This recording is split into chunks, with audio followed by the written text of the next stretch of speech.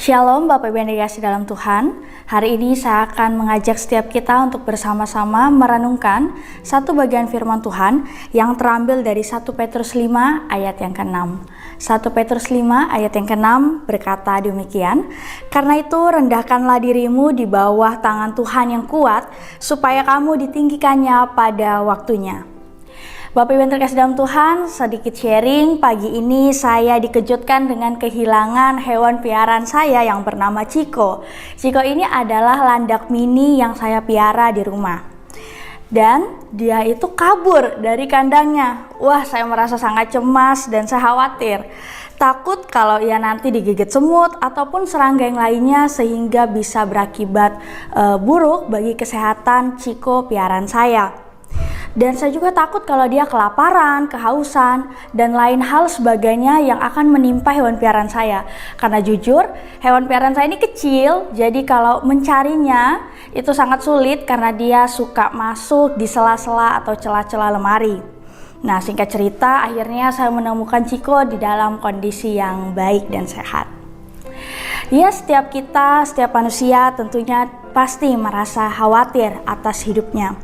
Dalam Kamus Besar Bahasa Indonesia mengatakan tentang khawatir ini adalah sebuah perasaan takut, gelisah, cemas, khawatir terhadap sesuatu yang belum tentu terjadi.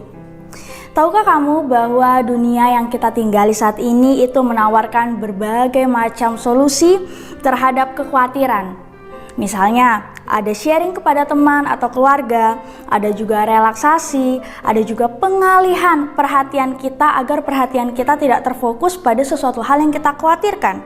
Ada juga cara untuk kita belajar menghadapinya. Saran solusi ini jelas, baik dan berguna, namun tentu hal ini tidaklah kekal. Satu-satunya solusi bagi setiap kita orang percaya untuk terbebas dari kekhawatiran adalah datang kepada Allah. Seperti firman Tuhan yang telah kita baca tadi di awal yang mengingatkan kita untuk merendahkan diri kita di bawah tangan Tuhan. Lantas bagaimana caranya? Apa yang harus kita lakukan untuk dapat terbebas dari hal-hal yang membuat kita cemas, khawatir, ataupun takut dan yang sangat meresahkan pikiran kita? Saya merangkumnya ada dua hal yang saya rindu ingin membagikan kepada jemaat sekalian. Untuk hal yang pertama yaitu periksalah hatimu. Periksalah hatimu, kenalilah apa yang menjadi akar kekhawatiranmu selama ini. Lalu tunduklah di bawah otoritas Tuhan. Buatlah dirimu rendah di hadapan Tuhan. Akuilah segala kelemahanmu, segala keterbatasanmu, segala ketidakberdayaan dan ketidaklayakanmu di hadapan Tuhan.